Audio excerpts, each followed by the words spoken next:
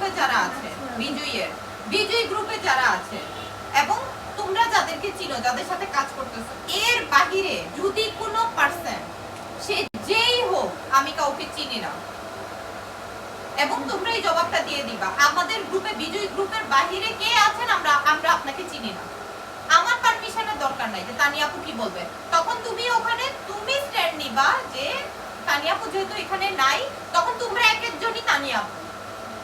আমি যেখানে নাই ওখানে তোমরা কিন্তু এক একজন, আমি কিন্তু তোমাদের কাছে কখনো জানতে চাইবো না তুমি এই মহিলাটাকে কেন এটা বলছো, নো।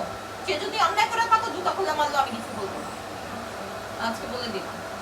আমি কারোরটা খাই না, সংগঠন হচ্ছে আমার হাজবেন্ড, আমি আমার পারিবারিক, আমার শ্বশুর বাড়ির অর্থায়নে চলে।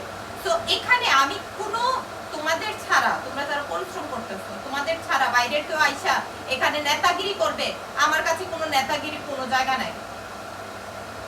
স্ট্রেট যান, ওই যে সোজা রাস্তায় বের হয়ে যান। এখন ইনশাআল্লাহ আমার হচ্ছে যে আমাদের ক্যাম্পটা দিন দিন বড় হবে। যদি অলরেডি আমরা অনেকগুলো সুযোগ সুবিধা দিচ্ছি, আমরা হচ্ছে চশমা দিচ্ছি মানুষকে ফ্রি, ড্রপ দেওয়া হচ্ছে, চিকিৎসা দেওয়া হচ্ছে, অপারেশনের দায়িত্ব পর্যন্ত নেওয়া হচ্ছে, এবং একদম পারফেক্ট ভাবে যতক্ষণ কাজটা বের করে আমি না আসতে পারি ওখান থেকে, ততক্ষণ আমি কাজ হাতে নিব না। আর যদি নেই, তখন ওই ক্ষেত্রে যদি খান সাহেবও আমাকে সুপারিশ করে যে তানিয়া অমুকের এটা অন্যায় ভাবে, আমি কারো সুপারিশ এখানে অ্যাকসেপ্টেবল না, কারো না, সেটা কান্তা হোক, সেটা মুন্নি হোক, সেটা সখী হোক, সেটা মিম হোক, পাঁচজন লোক আমরা আনবো, ঠিক আছে?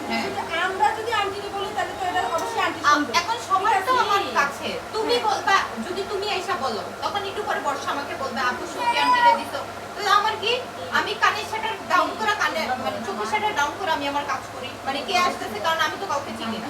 তখন লোকগুলোর সামনে তোমরাও কালারিং হইলো না, দেখেন আপু তো আমাদের কথা শুনে না, আপু সিরিয়াল মতো আমি কাজ করি। ওই দিন কিন্তু আমি কারো কথা শুনি নাই, সাদিয়া আমারে বলতে যে আপু না, এতদিন না